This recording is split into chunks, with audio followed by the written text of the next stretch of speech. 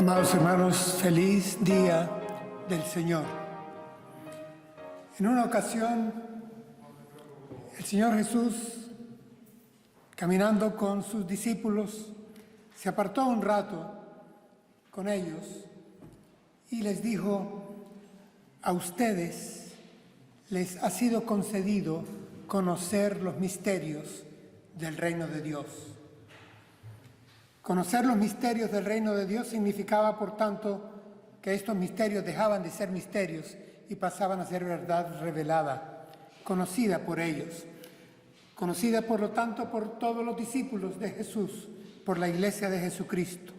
Este es un aspecto importante, importantísimo, del quehacer teológico de la Iglesia de Jesucristo. La predicación de Jesús llevaba como centro, durante los 3 años de su ministerio, el Evangelio del Reino. Apenas hecho preso Juan el Bautista, su predecesor, la Escritura nos dice que Jesús comenzó a anunciar el Evangelio del Reino. Y aún después de su muerte y ya resucitado, se aparece a sus discípulos y tenemos testimonio escrito por Lucas en el libro de los Hechos, diciendo que después de su muerte se les presentó vivo y con muchas pruebas que no admiten duda. Se les apareció durante 40 días y les habló acerca del reino de Dios. Era importante en la oración que deja a su cuerpo íntimo de discípulos, que habrán de ser los apóstoles, les enseña que algo que deben de incluir en su oración es aquella plegaria: que tu reino venga. Y en uno de sus famosos discursos, ya de orden escatológico, apocalíptico, acerca del fin del mundo y de su segunda venida, de su regreso, él advirtió: será predicado este evangelio del reino en todo el mundo y entonces vendrá el fin. Por lo tanto, hermanos, indudablemente el mensaje del Evangelio del Reino, el Evangelio del Reino mismo, está centrado, encarnado en la persona de Jesús de Nazaret. Y este mensaje sufre 2 tensiones. La primera, la lógica tensión de que encarna y presenta, anuncia, pregona el reino de Dios, pero en este mundo hay otro reinado. La Escritura no es ingenua. El Señor Jesús lo llamó y lo identificó como el príncipe de este mundo. Príncipe es principal de este mundo. El apóstol Pablo lo pone en toda su magnitud y lo llama el Dios de este siglo, el que gobierna el presente siglo malo, de maldad. Y el apóstol Juan, en su primera carta, nos recuerda que el mundo entero está bajo el poder del maligno. Así que la primera tensión que sufre el Evangelio del Reino y el mensaje del Reino es que hay alguien que no se ha ido, que sigue y muy activo y muy presente en las estructuras sociales a día de hoy.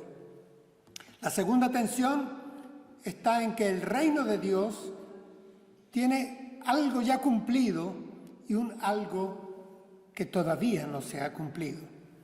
Es decir, se establece en un periodo de tiempo y de historia inaugurado con la venida de Jesús de Nazaret en el ya del reino y esperando el todavía no hasta que venga en su regreso Jesús rodeado de gloria para poner fin y consumación definitiva a su proyecto del reino de Dios entre nosotros.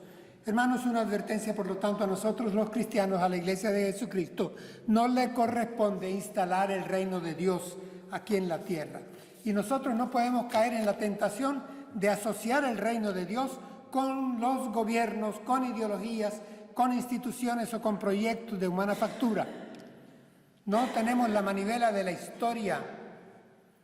Nosotros no somos responsables de la inmoralidad, la injusticia, la violencia y la mentira reinantes, pero tampoco compramos el mito de que esto va a desaparecer normalmente por evolución de la calidad humana. Ese mensaje humanista no es nuestro.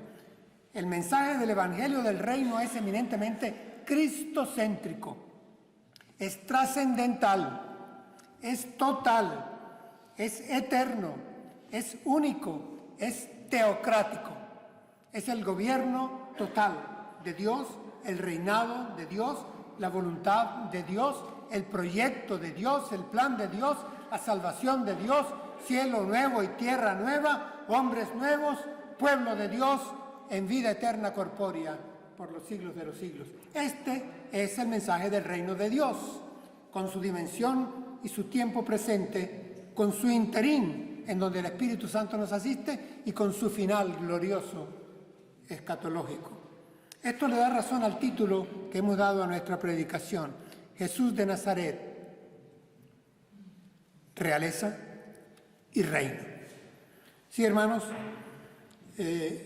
porque el reino de Dios no podemos identificarlo con ningún tipo de proyecto ni de gobierno. Rompe todos los esquemas de dominio, de control, de estructuración y orden o desorden social. No es temporal. El reino de Dios y el mensaje del Evangelio del Reino presenta el gobierno de Dios como algo perfecto, global, trascendente, eterno, con apenas un esbozo presente y con toda una glorificación plena al final. El texto base que vamos a tomar para esta mañana nos ubica en la noche del juicio que le fue practicado a Jesús de Nazaret entre tres autoridades, tres gobernantes: Caifás, Herodes y Pilato. Leo para ustedes, Reina Valera contemporánea, en Juan capítulo 18. Nos dice así la palabra del Señor, nos relata el apóstol. Pilato volvió a entrar en el pretorio. Llamó entonces a Jesús y le preguntó: ¿eres tú el rey de los judíos? Jesús le respondió: ¿dices esto por ti mismo o te lo han dicho otros de mí? Pilato le respondió: ¿soy yo acaso judío? Tu nación y los principales sacerdotes te han puesto en mis manos. ¿Qué has hecho? Respondió Jesús: mi reino no es de este mundo. Si mi reino fuera de este mundo, mis servidores lucharían para que yo no fuera entregado a los judíos. Pero mi reino no es de aquí. Le dijo entonces Pilato: ¿así que tú eres rey? Respondió Jesús: tú dices que yo soy rey. Yo para esto he nacido y para esto he venido al mundo, para dar testimonio de la verdad. Todo aquel que es de la verdad oye mi voz. Le dijo Pilato: ¿y qué es la verdad? Y dicho esto, salió otra vez a decirles a los judíos: yo no hallo en él ningún delito. Hasta ahí la palabra. Hermanos, en el texto leído aparece en 6 oportunidades, la palabra, el vocablo basileia, que quiere decir reino, reinado, rey. En 6 oportunidades en estos versículos. 4 veces es Jesús quien se refiere a ella y quien usa esa palabra. Las otras 2 es Pilato quien las usa. Así que evidentemente es central en el pasaje. El pasaje se refiere al reino, al reinado y al rey. Y es que vamos a encontrar en el pretorio, en el escenario, a un representante del reino de los hombres, el águila romana, Poncio Pilato, procurador en Judea. Y vamos a encontrar en el pretorio a un representante del reino de Dios, el Cordero de Dios. Águila y cordero en un mismo escenario, reino de hombres y reino de Dios. Entremos a analizar el diálogo.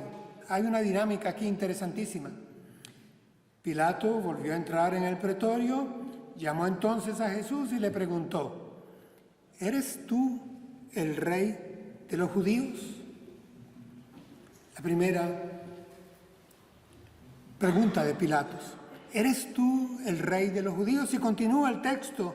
Dice que Jesús le respondió: ¿dices esto por ti mismo o te lo han dicho otros de mí? Pilato le respondió: ¿soy yo acaso judío?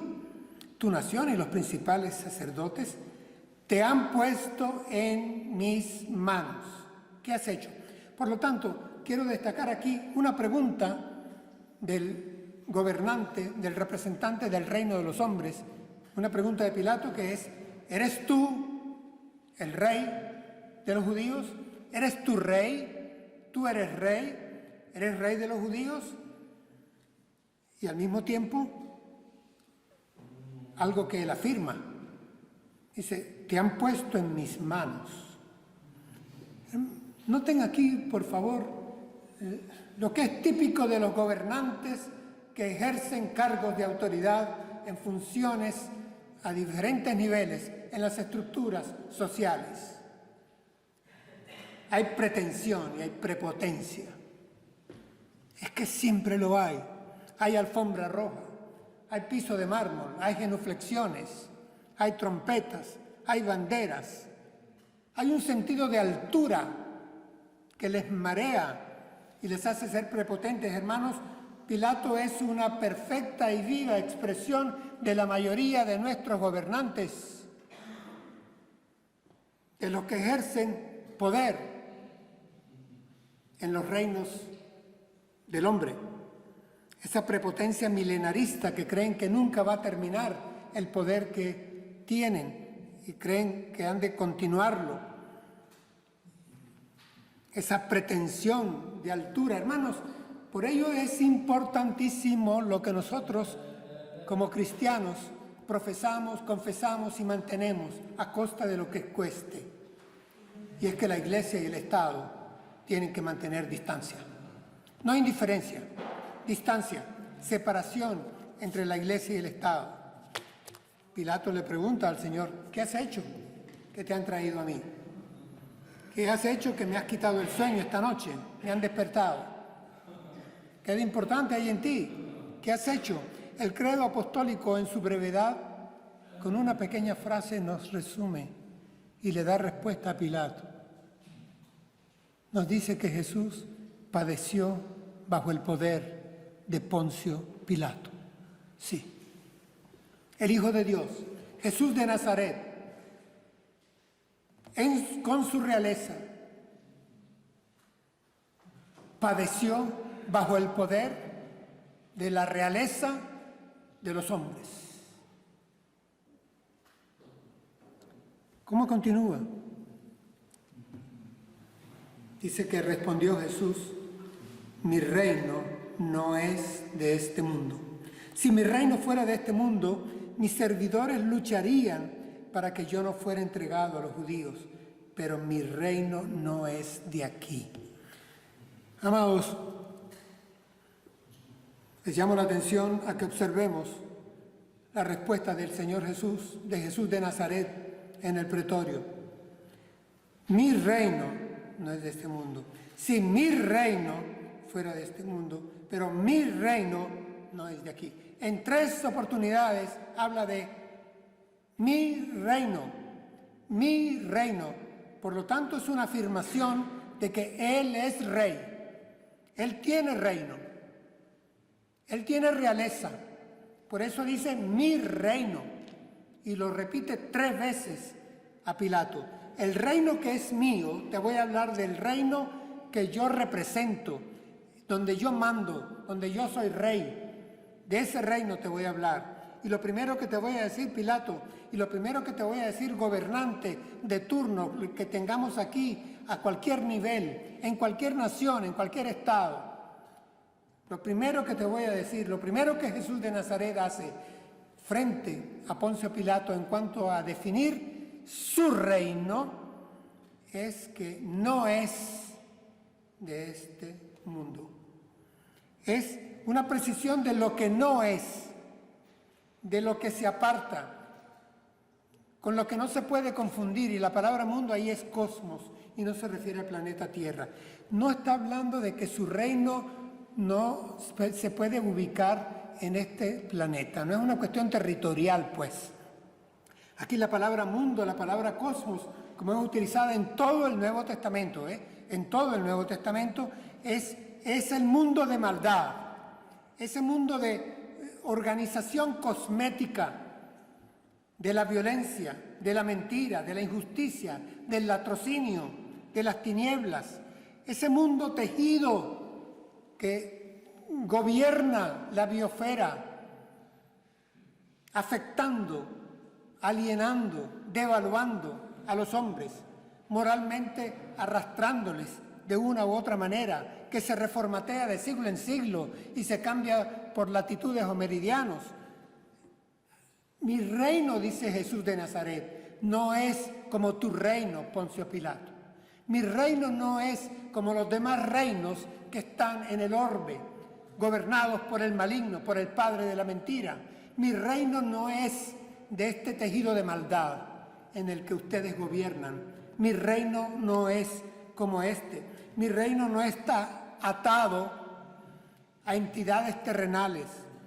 Mi reino no forma parte de este sistema mundial de culturas idolátricas cambiantes.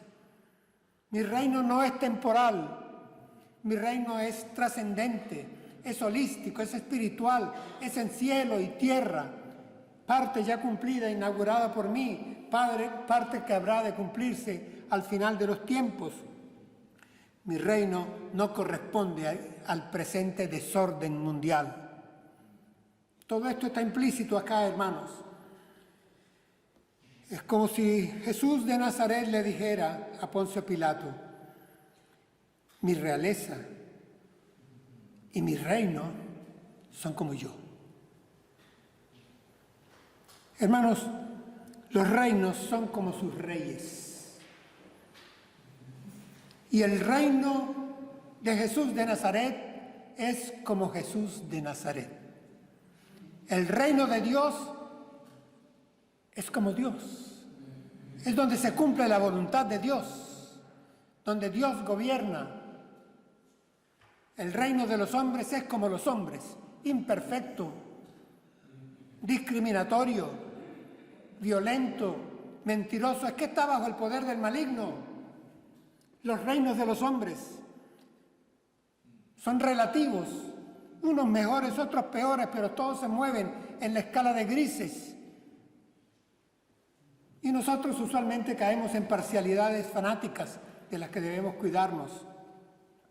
Nunca confundir al reino de Dios que encarna Jesús de Nazaret con su realeza y con su reino, con estos reinos temporales.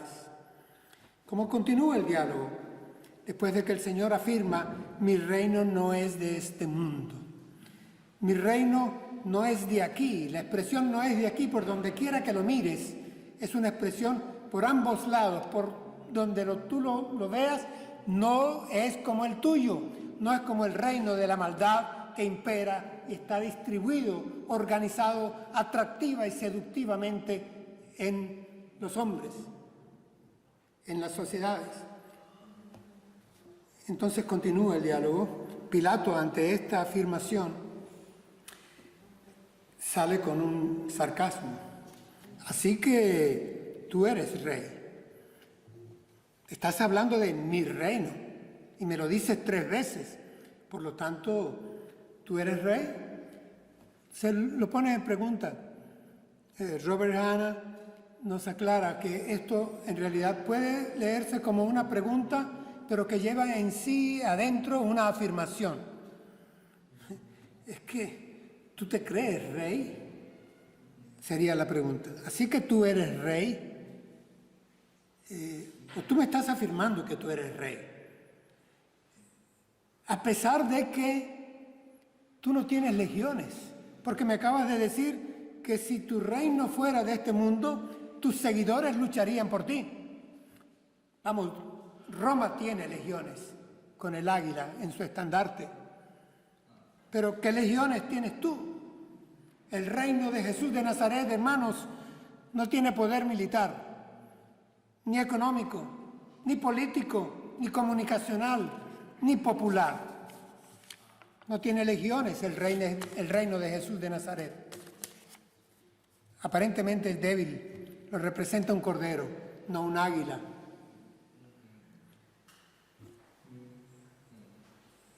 Y respondió Jesús: tú dices que yo soy rey. Yo para esto he nacido y para esto he venido al mundo, para dar testimonio de la verdad. Todo aquel que es de la verdad oye mi voz. La primera parte de la respuesta de Jesús es una afirmación. Tú dices que yo soy rey. Hermanos, aquí no hay una evasión de parte del Señor. No está toreando la respuesta. No intenta congraciarse con el representante de los reinos del mundo. Lo que le está diciendo es: tú ya lo has dicho, yo soy rey, pero no como tú. No como lo que tú insinúas. Porque has afirmado, y con razón, que yo no tengo legiones. Y te he dicho que mi reino no es como el tuyo, que quede claro, pero soy rey, soy rey. Y dice: para esto he nacido y he venido al mundo. Vamos, que soy rey, tengo mi reino, tengo realeza y tengo mi rey. Hermanos, nosotros tenemos que rescatar este mensaje. Fue central en la vida de Jesús, fue central en la iglesia primitiva, en la iglesia patrística, luego a través de la historia, con los reformadores, con quienes continuaron, y a día de hoy tenemos que rescatar el mensaje del Evangelio del Reino y presentar a Jesús como Rey y saber que somos apenas un esbozo que presenta y predica el reino de Dios. Para esto he nacido y para esto he venido al mundo. Me gusta cómo hace el análisis Roberto Hanna en su exégesis del Nuevo Testamento, porque él dice: para esto he nacido, es para esto soy el Hijo. Para esto soy el Hijo. Para esto soy el Hijo de Dios, para ser rey. Y para esto he venido, es porque he venido para anunciar el reino de Dios irrumpiendo aquí. Y lo encarno yo, soy yo quien ha venido, el Hijo de Dios.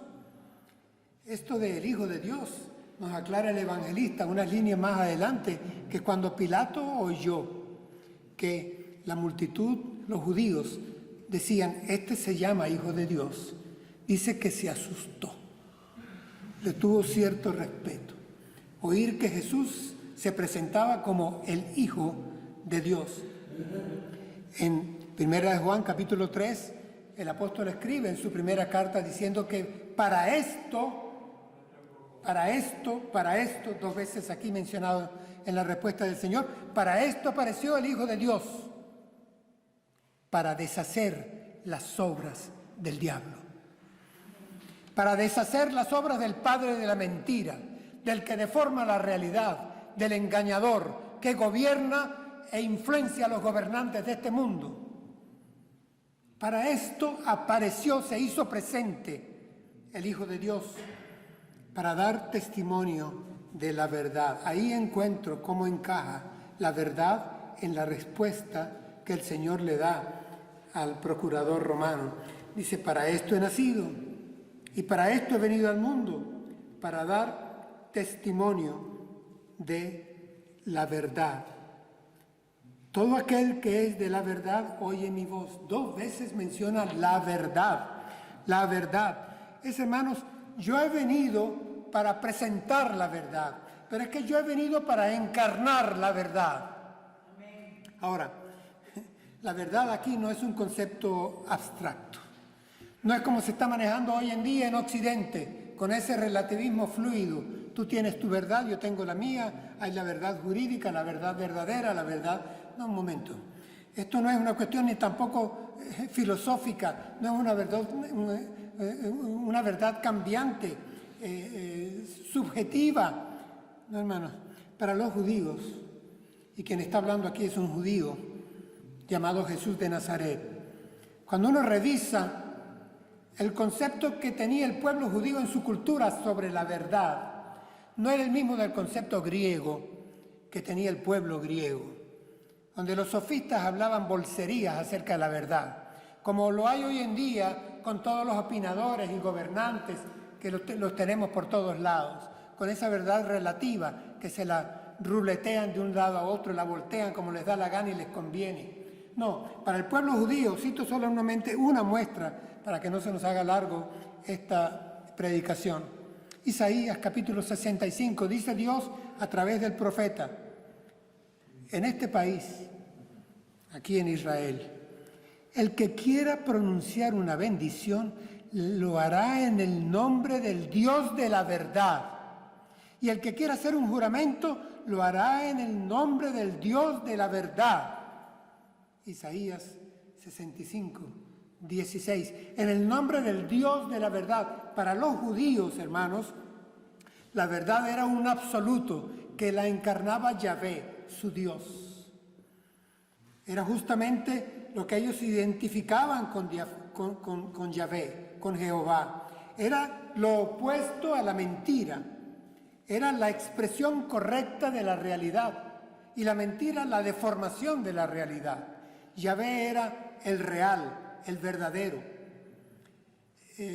Me llama la atención entonces que si nosotros pasamos del Dios del Antiguo Testamento, ese Dios que encarna la verdad, la realidad y se la presenta a su pueblo, cuando pasamos al Nuevo Testamento, Jesús de Nazaret la encarna.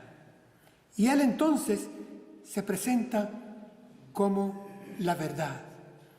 ¿Recordamos Juan capítulo 14? ¿Qué dice el Señor? Yo soy el camino, yo soy la verdad, yo soy la vida. Él encarna la verdad, ni siquiera es la verdad de turno o la verdad para unos.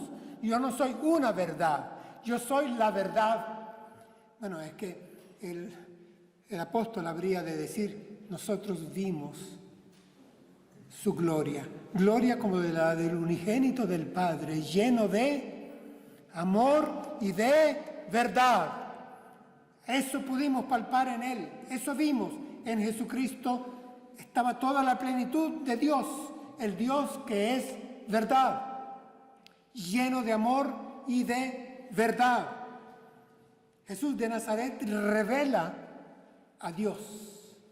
Es la expresión concreta de Dios. En Él habitaba toda la plenitud de Dios y la verdad de Dios estaba, por lo tanto, en Él. Juan, cuando escribe para gentiles su evangelio, comienza diciendo que el Logos se hizo Sarg. El Logos de los griegos, ¿qué era? El sumo bien, el sumo conocimiento, la suma verdad. Se hizo carne, dice Juan, habitó entre nosotros. ¿Cómo? ¿Con quién? En la persona de Jesús de Nazaret. Se hizo carne, irrumpió en la historia el sumo bien, la suma verdad, encarnada en Jesús de Nazaret. Entró en la historia y a partir de entonces ya la historia más nunca habrá de ser la misma, hermanos. Por eso nosotros, sus discípulos, en nuestras oraciones siempre decimos: Señor, ven. Nuestra plegaria: ven, Señor Jesús, a consumar totalmente tu reino. Venga tu reino. El Señor se lo había dicho en vida a los discípulos y en una oportunidad con estas palabras nos narra Juan. Entonces Jesús dijo a los judíos que habían creído en Él: si ustedes permanecen en mi palabra, serán verdaderamente mis discípulos y conocerán la verdad. Y la verdad los hará libres. Hay una parte donde dice verdaderamente libres, pero porque me conocerán a mí y a mi palabra, y yo soy la verdad. Y la verdad tiene sus consecuencias existenciales. Me conocerán a mí. Y ante esto, Pilato, ¿qué responde? Continúa el texto y nos acercamos al final. Le dijo Pilato, ¿y qué es la verdad? Equo es verita. Y dicho esto, salió otra vez a decirle a los judíos, yo no hallo en él ningún delito. Vamos, déjenme ya tranquilo. Esta realeza y este reino no son anti-Roma. Este habla de otras cosas. Ah, Pilato, lo sentimos. Qué lástima. Tenías frente a ti la realeza de Jesús de Nazaret, encarnando el reino de Dios y la verdad absoluta, y no te diste cuenta. Y la menospreciaste. Simplemente entraste en un juego filosófico con una pregunta casi de, vamos a pasar horas hablando de filosofía aquí, ¿qué es la verdad? No, esto no es para discusiones de salón ni para matar el tiempo. No, hermanos, no es así. El asunto está en que había ignorancia, pero también había desprecio y prepotencia en este representante del reino de los hombres, en este gobernante. El apóstol Pedro en su primer sermón se lo dice a todos los gobernantes reunidos en Jerusalén. Cuando dice, los gobernantes de este mundo no se dieron cuenta a quién estaban crucificando. Si hubieran sabido que era el Hijo de Dios, no hubieran crucificado al Señor de la gloria. Sí, Pilato no conoció ni reconoció a quien tenía delante. La realeza y el reino que encarnaba Jesús de Nazaret, hermano, y lo mismo le acontece hoy en día a prácticamente todos los gobernantes de todos los niveles, de todas las estructuras de nuestros países. No reconocen, no conocen la grandeza, la realeza, el reino de Jesús de Nazaret, el reino de Dios. En el pretorio, hermanos, había dos paradigmas del reino. Ahí estaban, cual en un escenario, en una obra de teatro perfectamente representados. No era difícil identificar quiénes eran. Pilato representaba al poder, al reino de los hombres. Jesús de Nazaret representaba su realeza, su reino, el reino de Dios. El águila y el cordero en el pretorio. Sabemos por la historia, Flavio Josefo nos dice cuál fue el curso de la vida y el final de Pilatos. Y sabemos por la historia bíblica cómo Juan en la isla de Patmos, por revelación de Dios, tiene una visión escatológica final, trascendente, eterna, celestial, pero total. Nunca olvidemos las palabras de Jesús resucitado, cuando le dice a sus discípulos antes de ascender a los cielos, todo poder, toda autoridad me ha sido dada desde ya en cielo y tierra. La visión de Patmos dice, al que está sentado en el trono y al Cordero sea dada la alabanza, la gloria, el poder, el dominio por los siglos de los siglos. Eso es lo que oye Juan, que la multitud que está frente al trono de Dios y del Cordero. ¿Quién es el Cordero? Jesús de Nazaret. El Cordero de Dios que quita el pecado del mundo, el Hijo de Dios. Más adelante, en este mismo libro, encontramos esta descripción con la que quiero cerrar el sermón. Juan escribe, capítulo 19, ya unas 2 páginas antes del final. Vi el cielo abierto y apareció un caballo blanco y el que lo montaba se llamaba Fiel y Verdadero, porque con rectitud gobernaba y hacía la guerra. Iba vestido con ropa teñida de sangre y su nombre era la Palabra de Dios. En su manto y sobre el muslo llevaba escrito este título, Rey de Reyes y Señor de Señores. He leído los versículos 11, 13 y 16. Hermanos, la visión acá es la de un Jesús triunfante, al que se le llama fiel y verdadero. Verdadero, quien encarna la verdad por los siglos de los siglos. Y se iba vestido con ropa teñida de sangre, y su nombre era la palabra de Dios. La palabra de Dios, porque tu palabra es la verdad. ¿Recuerdan? Oración de Jesús, intercesora. Tu palabra es la verdad. Y al final dice, en su manto y sobre el muslo llevaba escrito este título: Rey de Reyes y Señor de Señores. Rey, verdad. Su palabra es la verdad. Hermanos, este es el final, la consumación, el clímax, la gloria eterna que tendrá el reino de Dios, encarnado en Jesús de Nazaret, el Hijo, su realeza y su reino. Que a Él sea la gloria por siempre. Amén.